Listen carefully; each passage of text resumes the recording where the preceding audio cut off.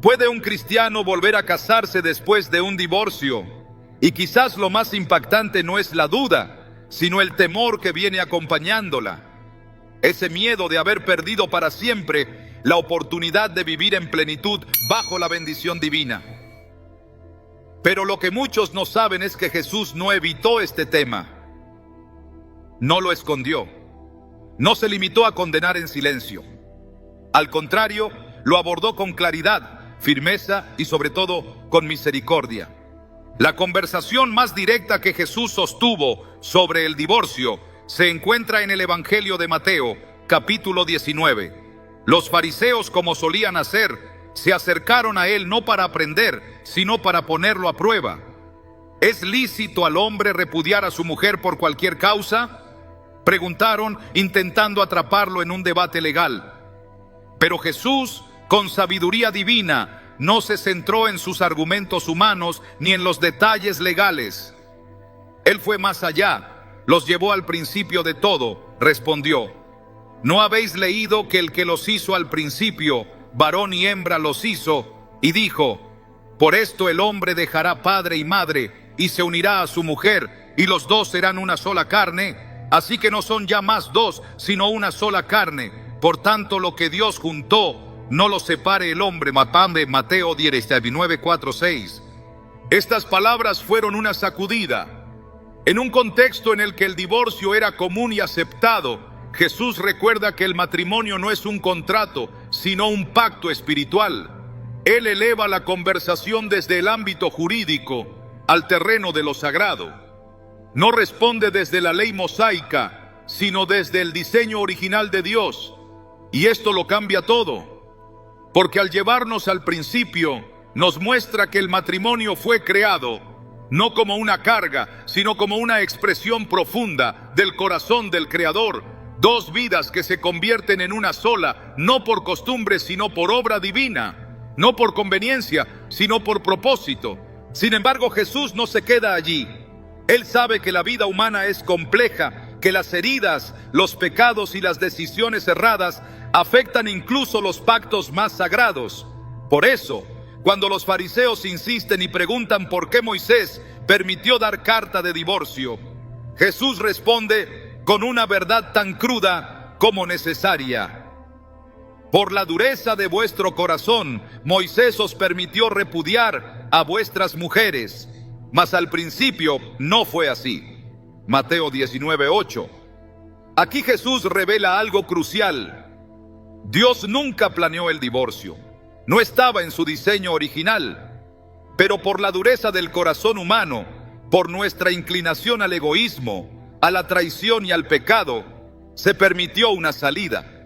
No porque fuera lo ideal, sino porque era necesario proteger al inocente y limitar el daño. En esa respuesta se esconde una de las revelaciones más conmovedoras del carácter de Dios. Él no es un legislador frío que impone normas inflexibles. Es un Padre que conoce nuestras debilidades y que aún en medio del caos busca maneras de traer orden, restauración y justicia. Jesús no habla del divorcio para condenar, sino para traer luz. Su intención no es aplastar al que ha fallado, sino redirigirlo al corazón de Dios. Esto es algo que muchos no han entendido. Han tomado estas palabras como sentencia, cuando en realidad son una oportunidad para volver al diseño divino con humildad y obediencia. Es importante comprender que Jesús no solo ofrecía normas, sino que mostraba un camino. Y ese camino siempre está marcado por la verdad y la gracia.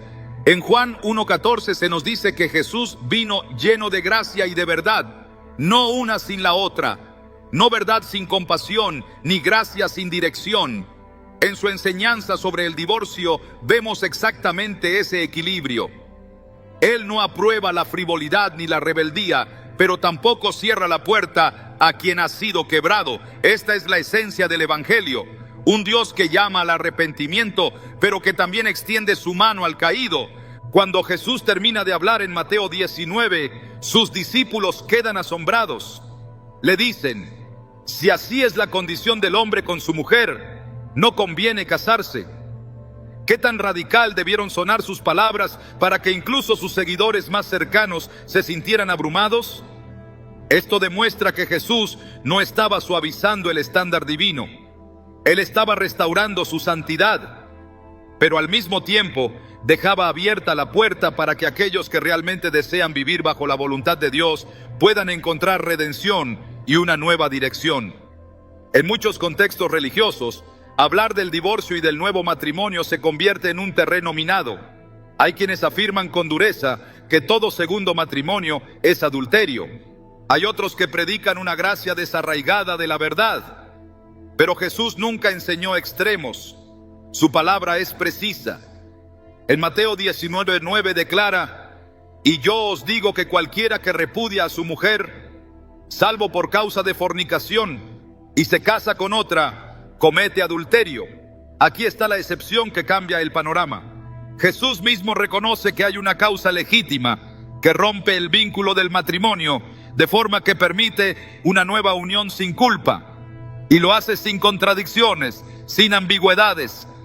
¿Significa esto que todo divorcio justifica un nuevo matrimonio? No. Pero también significa que no todo segundo matrimonio es pecado. La clave está en lo que Jesús señala: la causa, el corazón, la disposición espiritual. No es un permiso generalizado, sino una ventana específica que refleja la justicia de Dios. Él no castiga al inocente por el pecado del otro. No condena a quien fue traicionado o abandonado, cuando lo que anhela es restaurar su vida y guiarlo nuevamente a su propósito. Pensemos por un momento en la mujer samaritana, en el capítulo 4 del Evangelio de Juan.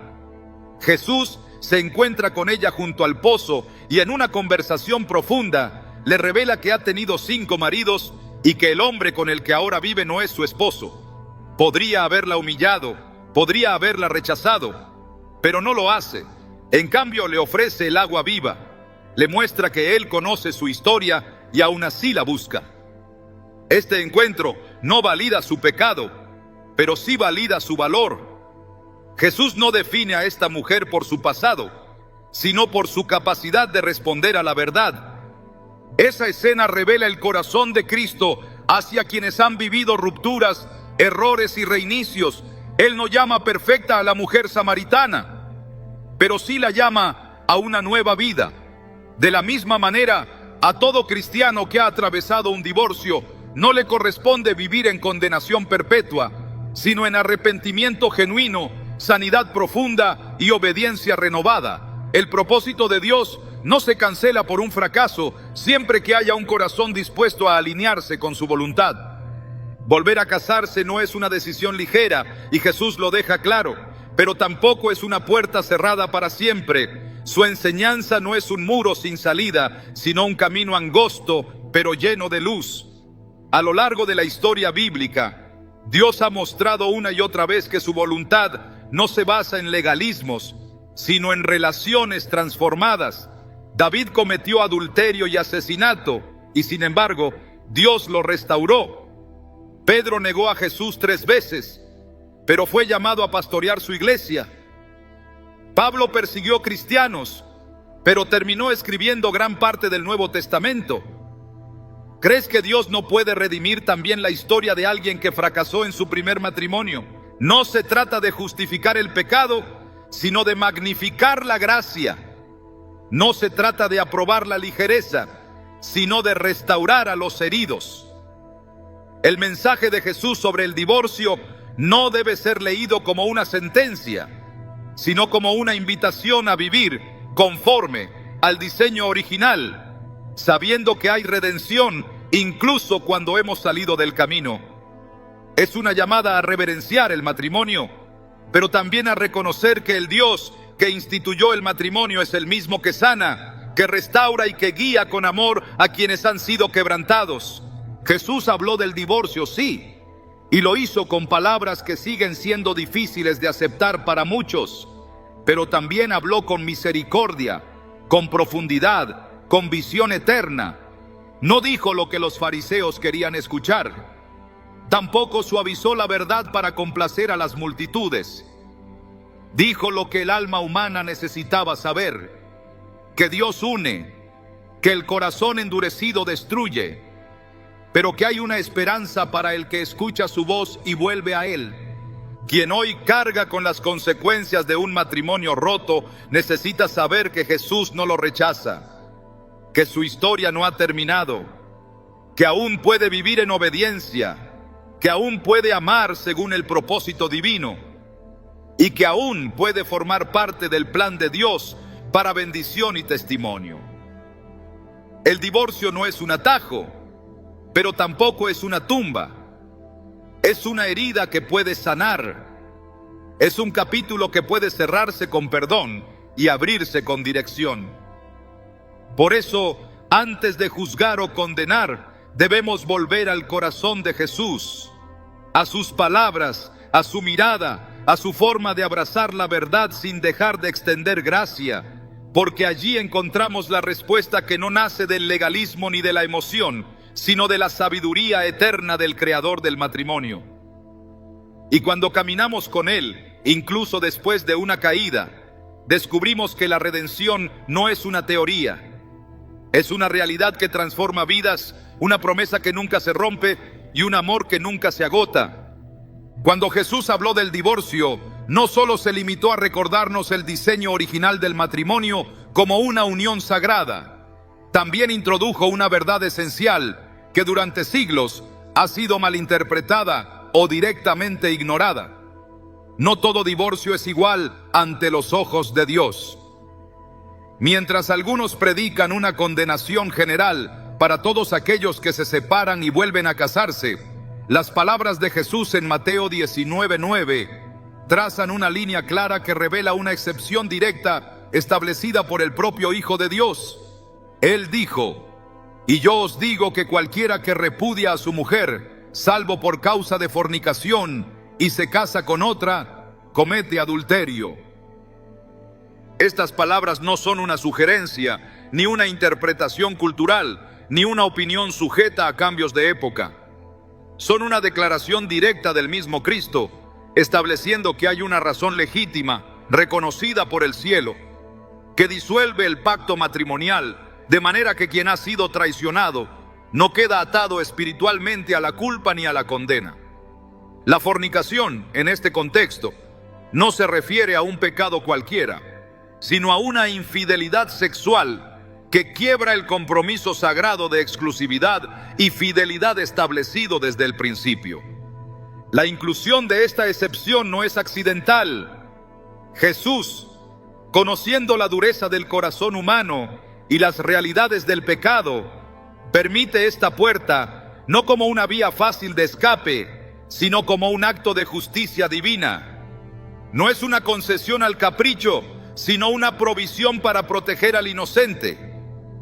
Porque cuando uno de los cónyuges rompe voluntariamente el vínculo con un acto de fornicación, ya no es el divorcio lo que destruye el matrimonio, sino el pecado que lo precede.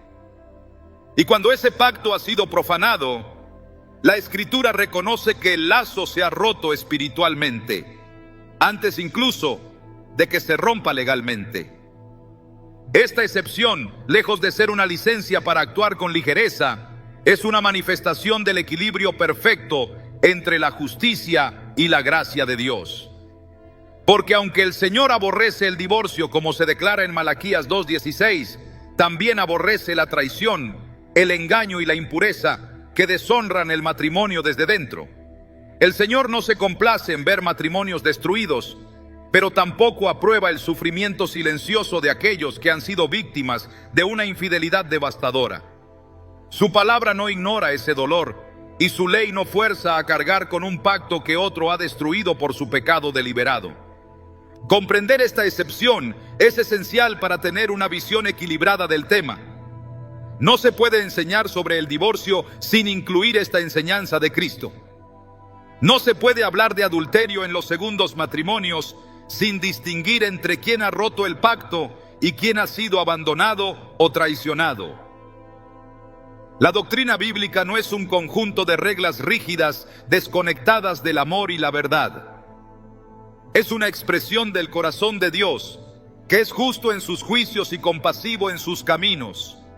Negar la excepción establecida por Jesús es distorsionar su mensaje y cargar sobre el oprimido una culpa que el cielo no le impone. En Deuteronomio 24:1-4 encontramos la base legal del antiguo pacto sobre el divorcio. Aunque en ese tiempo se permitía dar carta de repudio por diversas causas, Jesús confrontó esa permisividad al recordar que no era así desde el principio. Pero incluso dentro de la ley mosaica, el principio de proteger al inocente y regular el daño ya estaba presente. Dios no dejaba sin defensa al agraviado. Y aunque la ley no era perfecta, contenía sombras de justicia que Jesús vendría a cumplir y perfeccionar. Al establecer la excepción de la fornicación, Cristo no está contradiciendo la ley, sino revelando el corazón original de Dios detrás de ella. Un Dios que no permite que el inocente lleve el castigo del culpable. Algunos han argumentado que esta excepción fue solo para el contexto judío, o que solo aplica durante el compromiso previo al matrimonio, pero tales interpretaciones no resisten el peso del texto.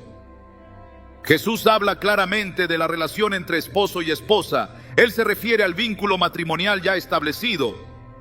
Y cuando dice que quien repudia a su mujer, salvo por causa de fornicación, y se casa con otra, comete adulterio, está reconociendo que fuera de esa causa específica, el segundo matrimonio sería una violación del pacto anterior. Pero dentro de esa causa, el nuevo matrimonio no lleva esa carga. La excepción entonces no es una excusa, es una línea trazada por el propio Cristo para distinguir entre lo que es pecado y lo que es justicia. Esta enseñanza se refuerza con el principio de responsabilidad personal que encontramos en toda la Escritura. En Ezequiel 18:20 leemos: el alma que pecare, esa morirá. El hijo no llevará el pecado del padre, ni el padre llevará el pecado del hijo. La justicia del justo será sobre él, y la impiedad del impío será sobre él. Dios no transfiere culpa entre personas. Cada uno es responsable por sus propios actos.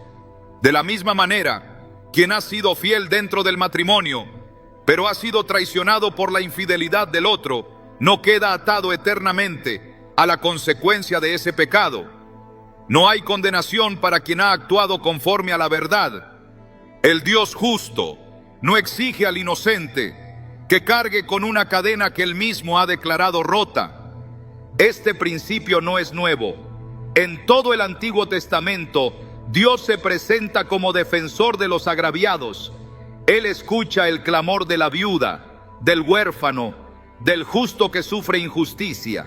En Proverbios 17:15 se nos advierte: el que justifica al impío y el que condena al justo, ambos son igualmente abominación a Jehová.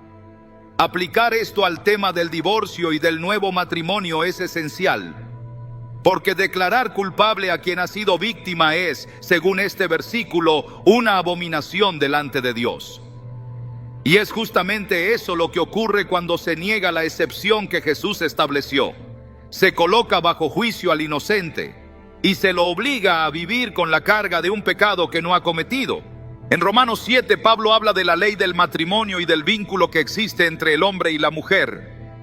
Dice que la mujer casada está ligada por la ley al marido mientras éste vive, pero que si el marido muere, ella queda libre para casarse con otro.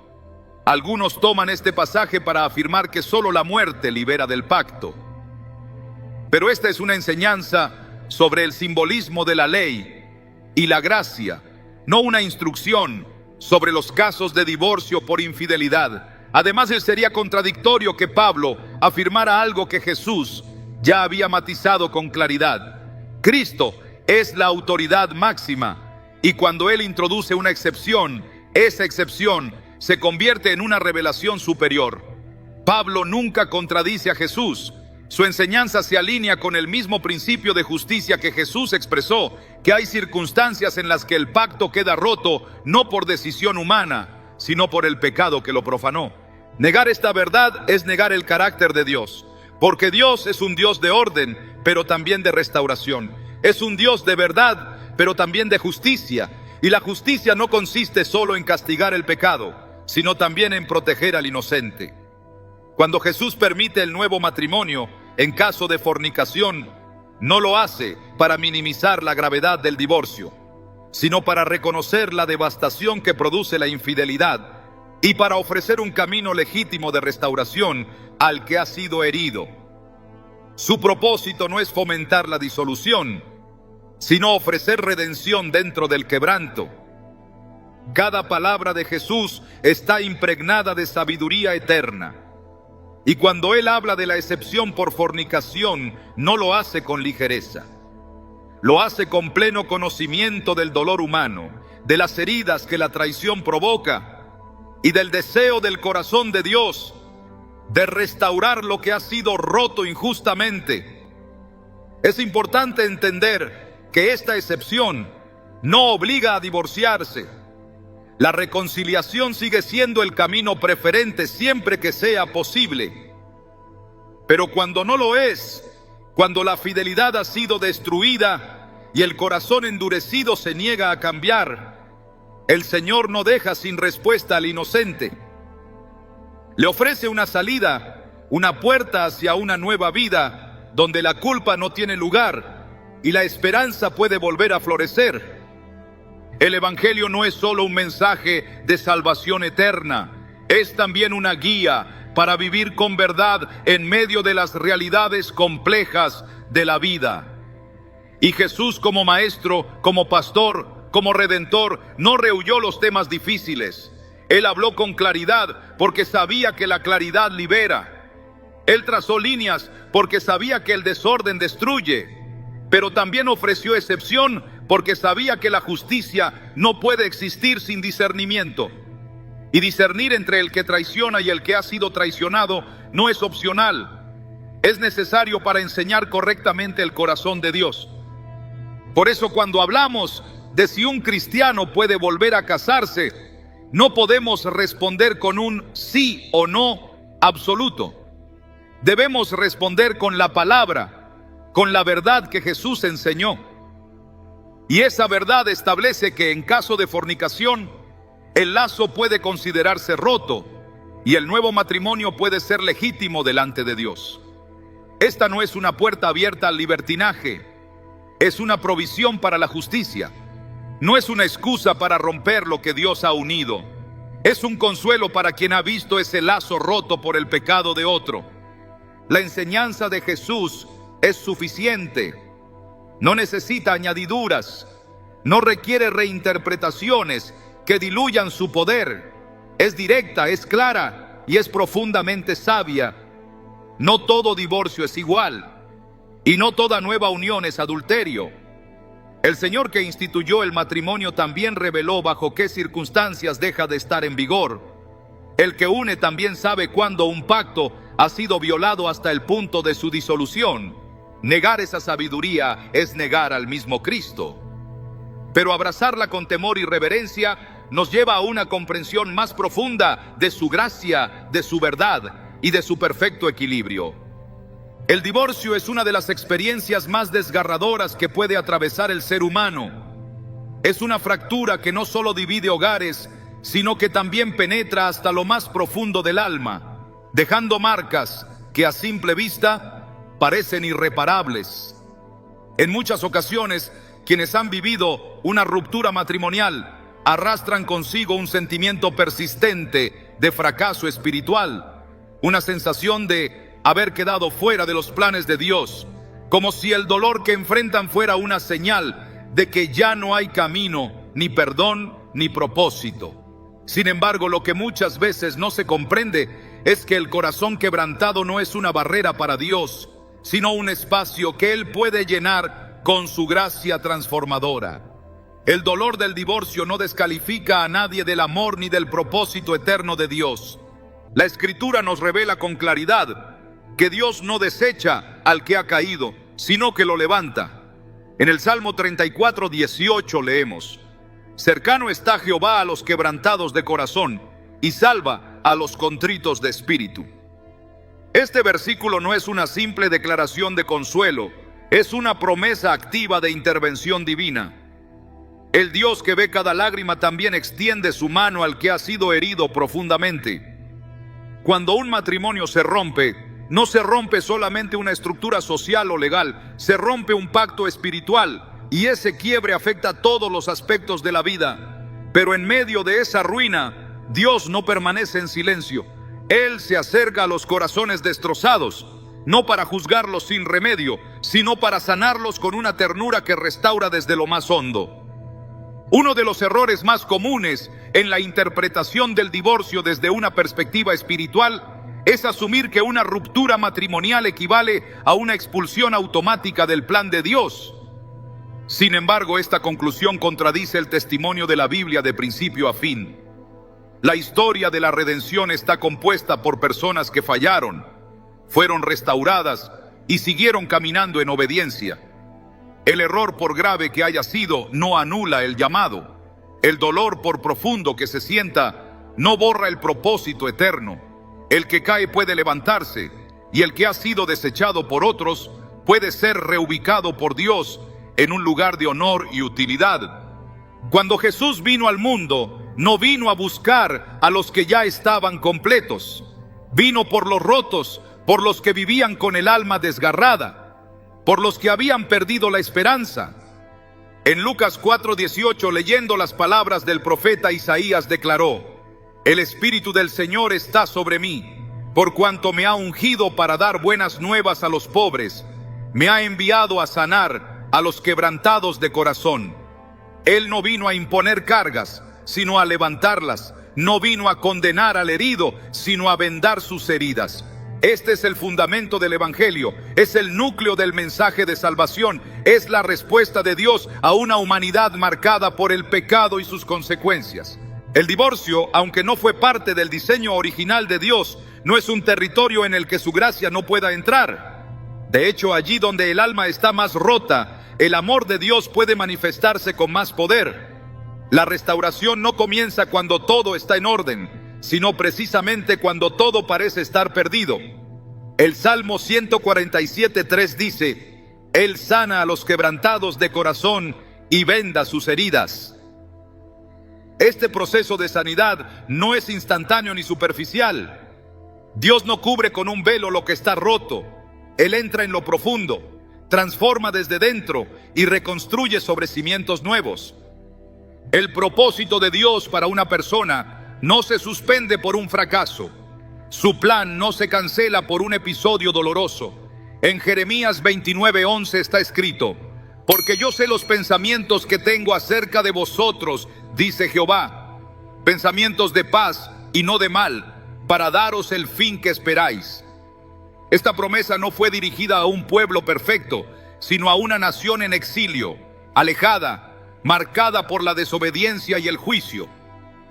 Aún así, Dios declara que sus pensamientos siguen siendo de bien y que el final que Él ha diseñado aún está disponible.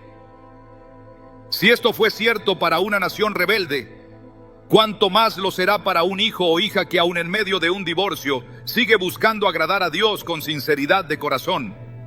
El dolor del divorcio no debe convertirse en una cárcel espiritual. No debe transformarse en una sentencia perpetua de vergüenza. Tampoco debe ser usado como argumento para marginar, excluir o invalidar a quien, con un corazón contrito, desea seguir sirviendo y caminando conforme a la voluntad de Dios. La Escritura no presenta un evangelio para los perfectos, presenta un camino para los que necesitan ser restaurados. En Isaías 61:3 se nos habla de cómo el Mesías daría manto de alegría en lugar del espíritu angustiado. Esa es la obra de Dios: cambiar luto por danza, transformar las cenizas en propósito, volver a levantar al que pensaba que todo había terminado. En el contexto del matrimonio, cuando éste ha terminado, muchas veces el sentimiento más profundo es el de pérdida de identidad. Quien antes se entendía a sí mismo como parte de una unión establecida ante Dios, ahora se encuentra solo, con el corazón partido y con la incertidumbre de si volverá a ser aceptado espiritualmente. Pero Dios no define a sus hijos por su estado civil, los define por su fe, por su obediencia, por la disposición de su corazón. No hay un solo versículo en toda la Biblia que declare que alguien queda automáticamente excluido del amor de Dios por haber atravesado un divorcio. Al contrario, todo aquel que se humilla delante de Dios, que reconoce su necesidad y que desea vivir conforme a su palabra, será recibido, restaurado y fortalecido. Pablo, al escribir a los creyentes en Corinto, una iglesia llena de conflictos, divisiones y pecados, les recuerda algo esencial. Si alguno está en Cristo, nueva criatura es. Las cosas viejas pasaron, he aquí todas son hechas nuevas. 2 Corintios 5:17. Esta declaración no tiene excepciones ocultas. No dice que todo es hecho nuevo, salvo el pasado matrimonial. Dice que todo es hecho nuevo. Y esto incluye el corazón, el presente y el futuro de aquel que ha pasado por la ruptura de un matrimonio.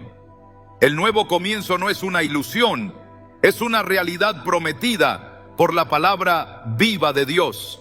No se puede negar que el divorcio tiene consecuencias.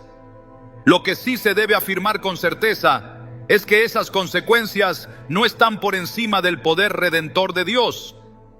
Si el pecado más grave puede ser perdonado, si la cruz fue suficiente para borrar toda culpa, entonces también lo es para restaurar al que ha sufrido una separación. Romanos 8:1 declara con fuerza espiritual: ahora pues ninguna condenación hay para los que están en Cristo Jesús. No se trata de negar la seriedad del divorcio. Se trata de afirmar que la gracia de Dios es mayor. Se trata de reconocer que quien camina ahora con Cristo no está bajo condenación, sino bajo redención. La restauración no es solo un acto puntual de perdón. Es un proceso divino de sanidad, de afirmación de identidad, de reconstrucción de propósito. Es una obra del Espíritu Santo que toma lo que ha sido fragmentado y lo convierte en testimonio vivo de la fidelidad de Dios. En Filipenses 1:6, Pablo escribe: estando persuadido de esto, que el que comenzó en vosotros la buena obra, la perfeccionará hasta el día de Jesucristo. Quien ha atravesado un divorcio no queda fuera de esa obra. La promesa sigue vigente. El proceso continúa. Dios no abandona lo que ha empezado. No se puede tratar el tema del nuevo matrimonio sin antes afirmar esta verdad central. El amor de Dios no se retira después del dolor. El propósito de Dios no se disuelve por causa de una herida. Y el futuro de un creyente no se termina con una firma legal. El divorcio no borra el llamado, ni interrumpe el plan que Dios en su soberanía ha trazado desde antes de la fundación del mundo. Efesios 2:10 declara: porque somos hechura suya, creados en Cristo Jesús para buenas obras, las cuales Dios preparó de antemano para que anduviésemos en ellas. Esto no depende de nuestro estado sentimental, depende de su plan eterno. Dios no solo perdona, Él restaura. Y quien ha pasado por el valle de lágrimas, que implica el divorcio, puede levantarse con la fuerza del Espíritu para volver a caminar en propósito, con un corazón renovado. No es el pasado lo que define a los hijos de Dios, es la obediencia presente y la fe que los impulsa hacia adelante. El que ha sido quebrado no debe quedar paralizado, debe ser afirmado, sostenido, guiado, porque el Dios que permitió que el matrimonio fuera una unión sagrada, también es el Dios que acoge al que ha sido herido, que consuela al que ha sido abandonado, que fortalece al que fue desechado y que lo incorpora nuevamente en su obra con una gracia que no tiene sombra de duda.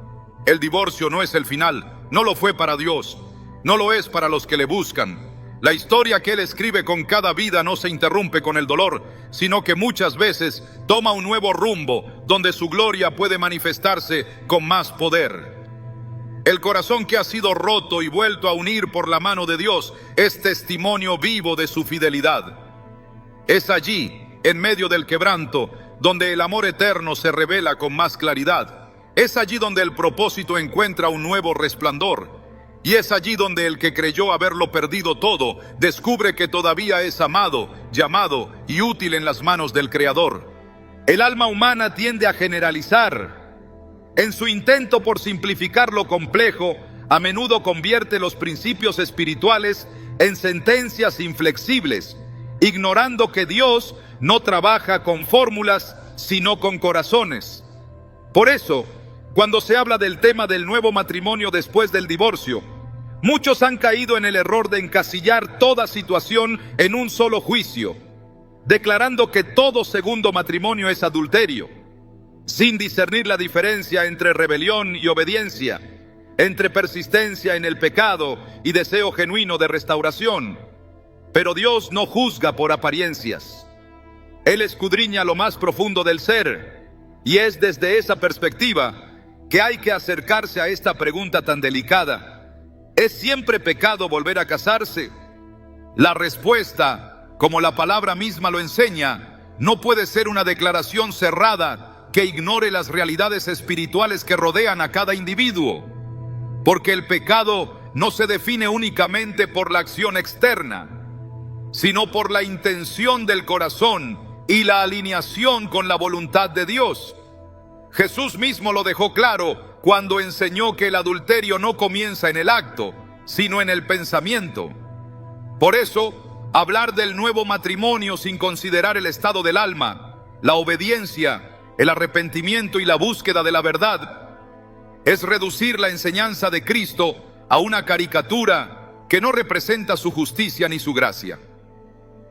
La Escritura es clara en cuanto a la santidad del matrimonio.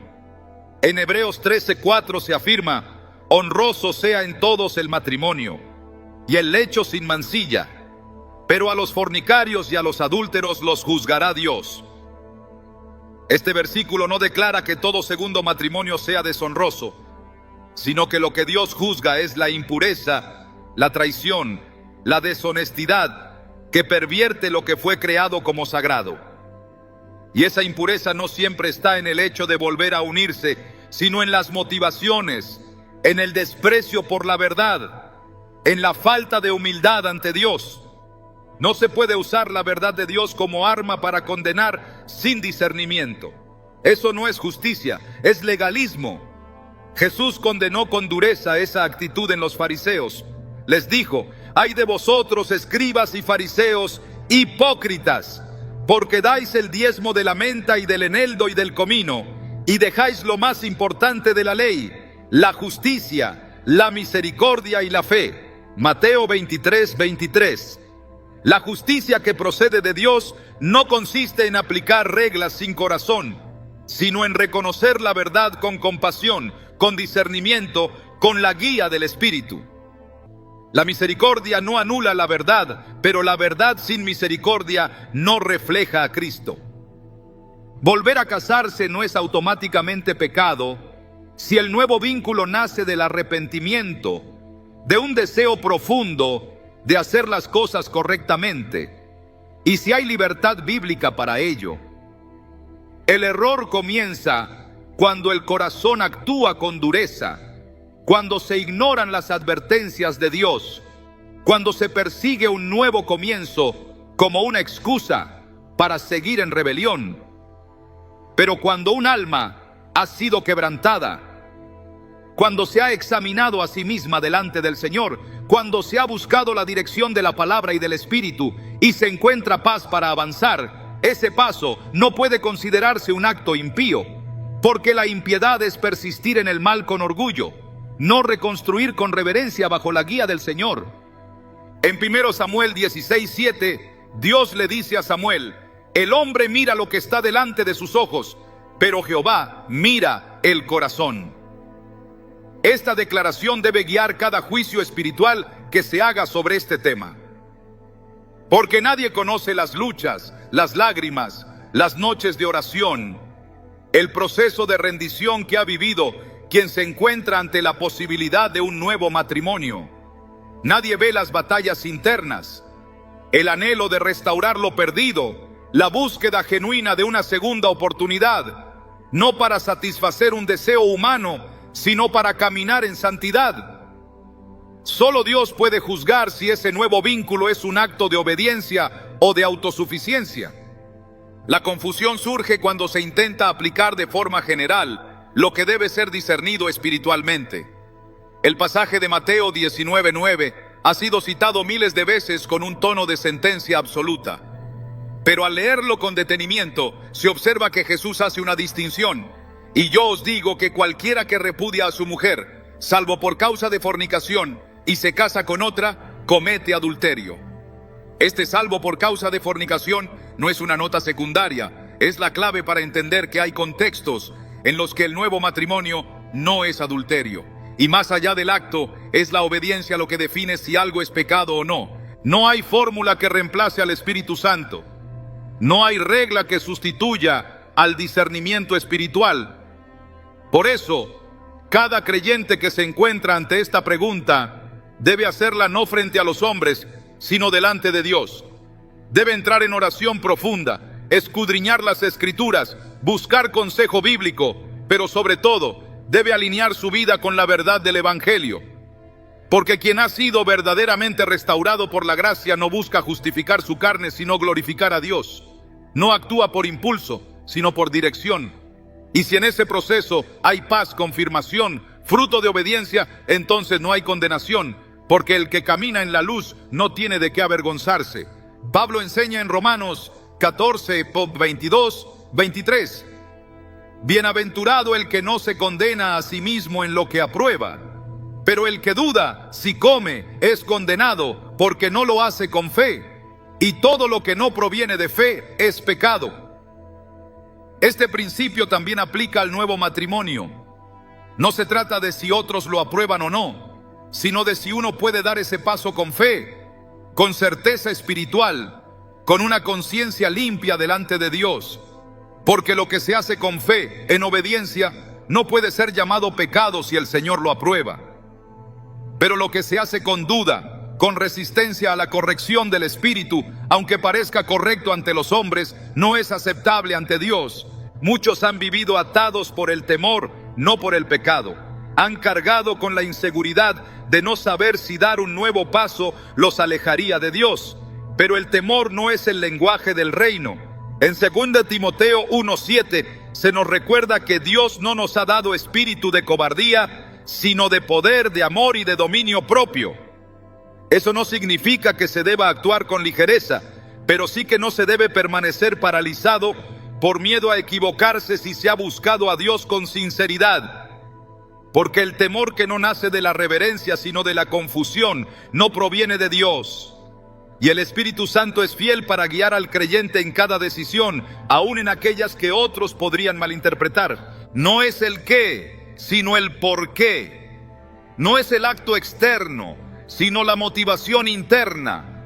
No es la apariencia, sino la raíz espiritual, lo que define la naturaleza de una acción delante del cielo. Un nuevo matrimonio puede ser una expresión de rebeldía, pero también puede ser una manifestación de restauración. Puede nacer del orgullo, pero también del quebranto.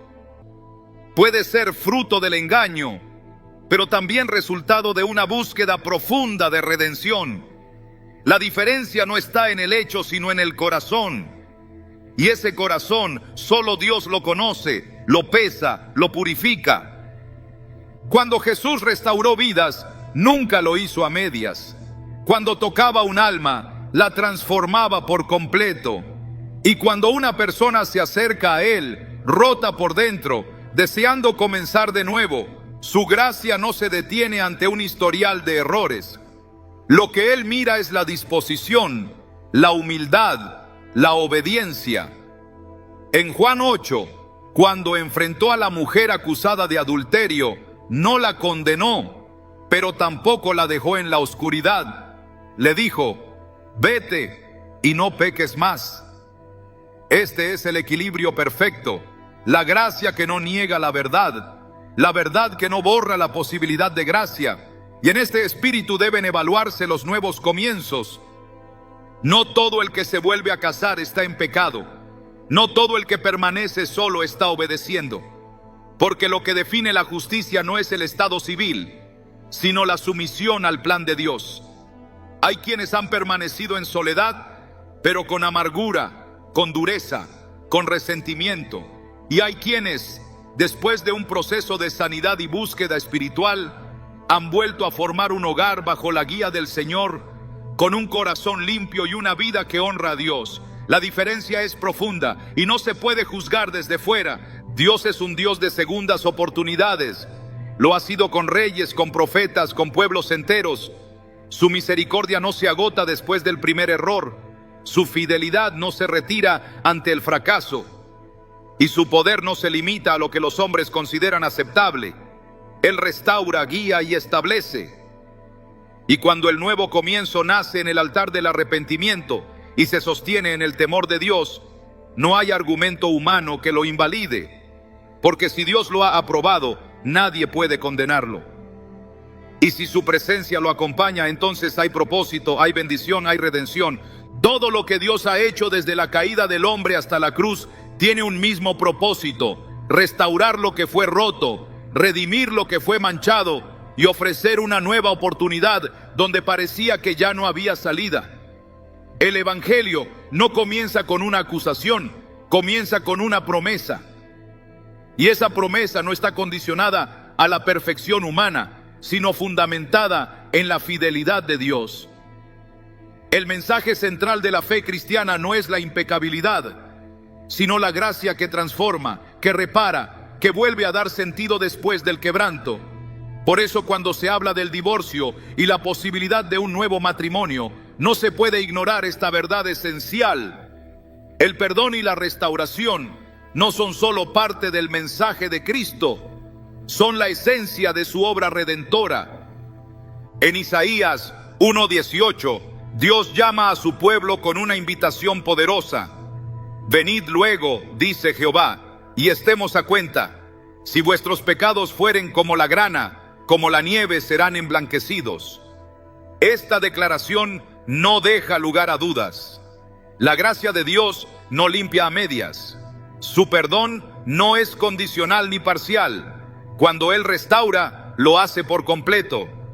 Cuando Él borra el pecado, no lo deja como cicatriz para humillar, sino como testimonio de su misericordia.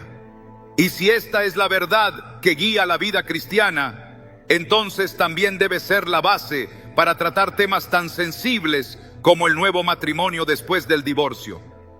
Porque quien ha sido perdonado no puede seguir viviendo como si aún estuviera bajo condenación. Uno de los mayores errores al abordar este tema ha sido pensar que el perdón es solo una palabra bonita, una idea emocional, pero no una realidad transformadora. Sin embargo, el perdón de Dios tiene un efecto espiritual tangible, rompe cadenas, restaura comunión y habilita para caminar en obediencia.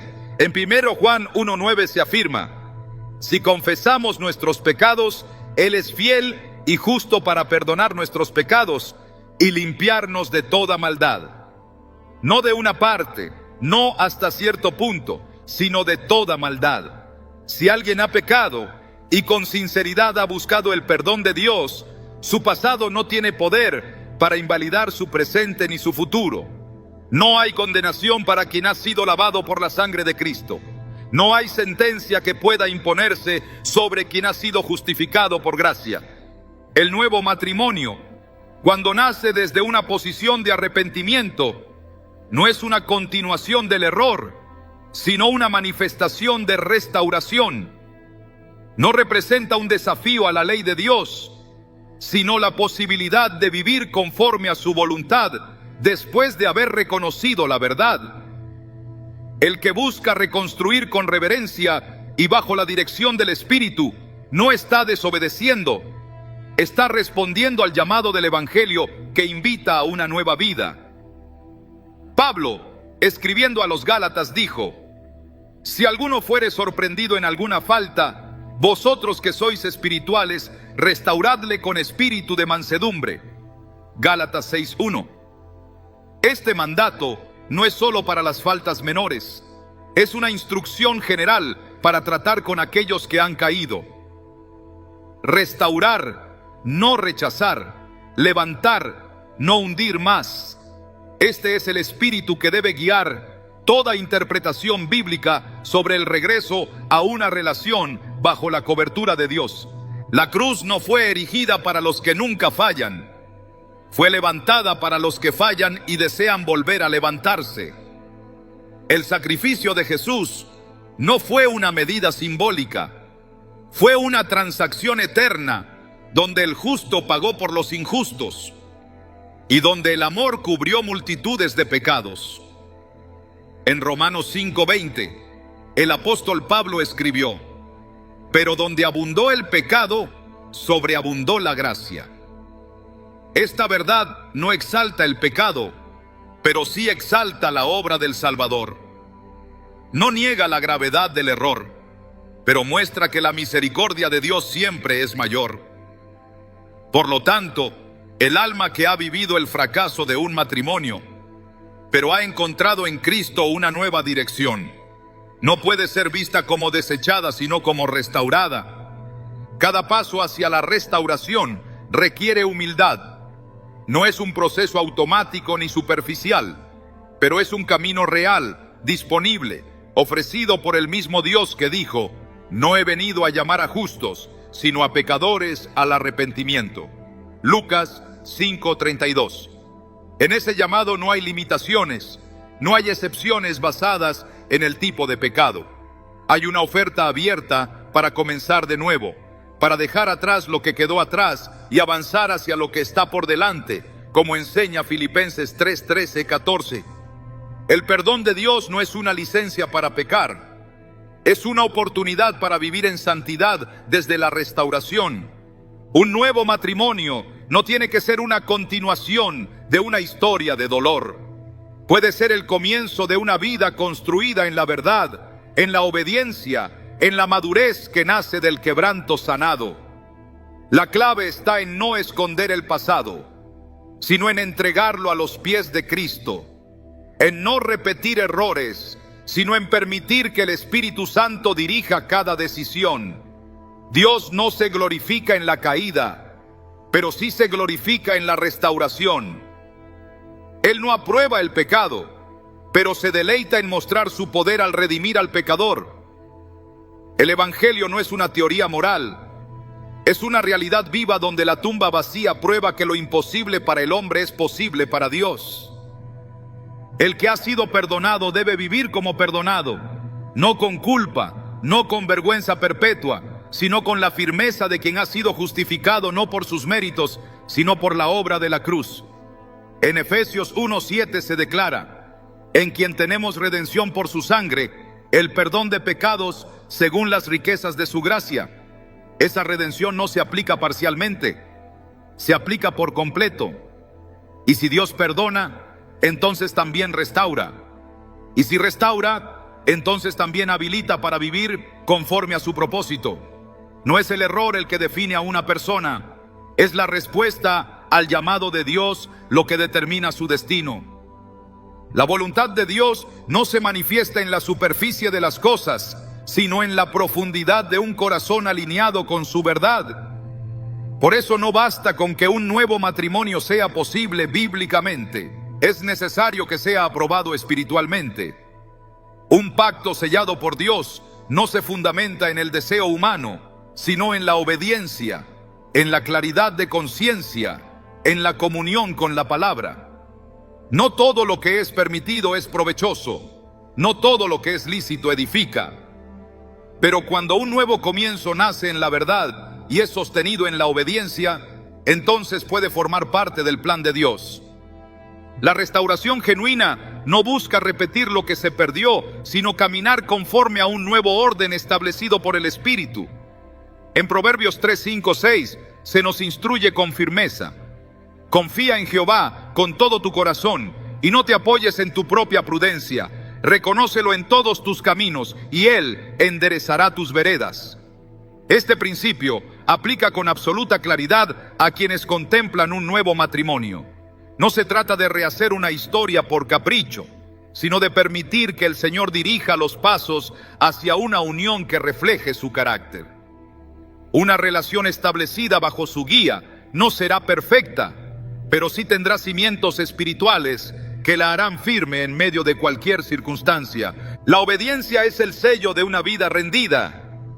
Y es precisamente esa obediencia lo que distingue un nuevo comienzo, según Dios, de un intento humano por remediar el pasado. Cuando hay oración sincera, dirección confirmada por la Escritura, fruto espiritual y paz profunda, se evidencia que el Señor está guiando.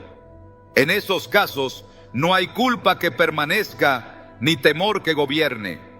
En lugar de condenación, hay propósito. En lugar de duda, hay convicción. En lugar de juicio, hay testimonio. La verdad no se impone, se revela, y cuando la luz de Cristo alumbra el camino hacia una nueva unión, no queda lugar para la oscuridad del pasado. Lo que ha sido perdonado ha sido limpiado. Lo que ha sido restaurado puede ser usado por Dios.